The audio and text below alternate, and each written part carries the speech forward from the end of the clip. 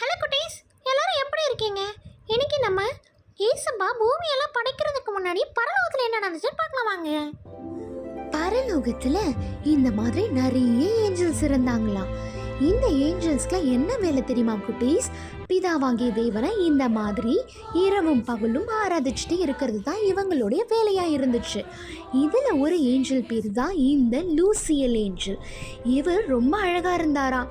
இவருக்கு என்ன தெரியுமா வேலை? இவர் தான் அந்த ஆராதனை கூட்டத்திற்கு ஒரு லீடரா இருந்தாராம். அதனால இவருக்கு ஒரு பெரிய பேராசை வந்துருச்சான்.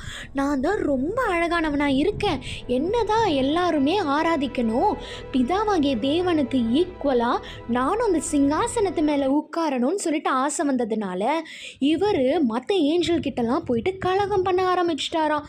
இதனால பிதாவாகிய தேவன் ரொம்ப கோபப்பட்டு, நீயும் உன்னுடைய கூட்டாளிகளும் இனிமே பரலோகத்துல இருக்கக்கூடாது, நீ உன்னோட பேராசைனால பாவம் பண்ணிட்ட, நீ என்னோட பொசிஷனுக்கு வர நினைச்சதுனால நான் உன்னை பரலோகத்திலிருந்து கீழே தள்ளி விடுறேன்னு சொல்லிட்டு இவரையும் அவருடைய தூதர்களையும் கூட்டாளிகளையும் எல்லாரையும் கீழே தள்ளி விட்டுட்டாராம் குட்டீஸ்.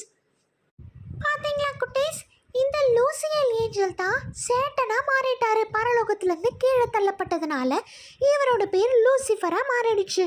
இவரோட பேராசைனால எவ்வளோ பெரிய விஷயம் நடந்துருச்சு பார்த்தீங்களா? கடவுள் இவருக்கு கொடுத்த எல்லாத்தையுமே இவர் இழந்துட்டாரு. இப்போ உலகத்தில் பிசாசா சுற்றி வந்துட்டு இருக்காரு. நாமளும் இந்த மாதிரி பேராசைப்படக்கூடாது குட்டீஸ். God bless you.